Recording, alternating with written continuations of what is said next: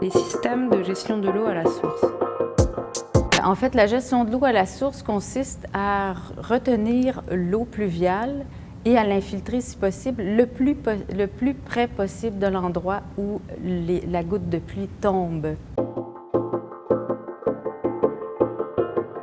L'intérêt est de réduire les volumes avant qu'ils entrent dans les systèmes de drainage. Autrement dit, on empêche les eaux de ruissellement excédentaires de s'introduire dans le réseau en les retenant sur place le plus près possible de l'endroit où la pluie tombe.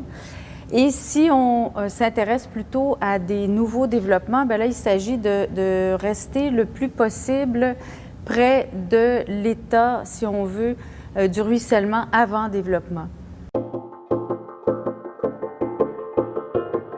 Les caractéristiques de ces systèmes-là, c'est de justement miser sur le fait que sur le potentiel des végétaux de transpirer, en fait d'absorber de l'eau du sol et de la transpirer, et aussi le potentiel des végétaux de maintenir un degré de perméabilité du sol. Donc ça favorise l'infiltration et ça favorise aussi le retour d'une partie du volume d'eau à l'atmosphère sous forme d'évapotranspiration.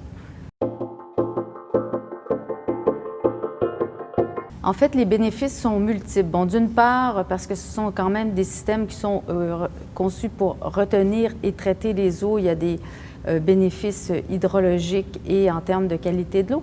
Mais les bénéfices secondaires sont aussi multiples dans le sens où on a une amélioration esthétique du cadre de vie. On a une réduction potentielle des îlots de chaleur aussi parce que le phénomène de l'évapotranspiration et de la désimperméabilisation des surfaces, en fait, ça réduit le phénomène d'îlots de chaleur. On a le fait que ces systèmes-là puissent aussi avoir de multiples fonctions, c'est-à-dire, d'une part, servir de système d'apaisement de circulation en bordure de rue et en même temps recueillir les eaux pluviales. Ça peut être aussi des lieux où on trouve une plus grande biodiversité, notamment chez les invertébrés, et ça, il y a eu des recherches de fait en Australie là-dessus. En fait, donc, tous les bénéfices liés au verdissement sont associés à ces systèmes-là, mais il y a les bénéfices supplémentaires liés à la réduction des volumes et au traitement des eaux. Cette vidéo a été réalisée dans le cadre du 5e symposium scientifique d'Ouranos. Pour en savoir plus sur les impacts des changements climatiques sur la santé, consultez le site internet Mon climat ma santé.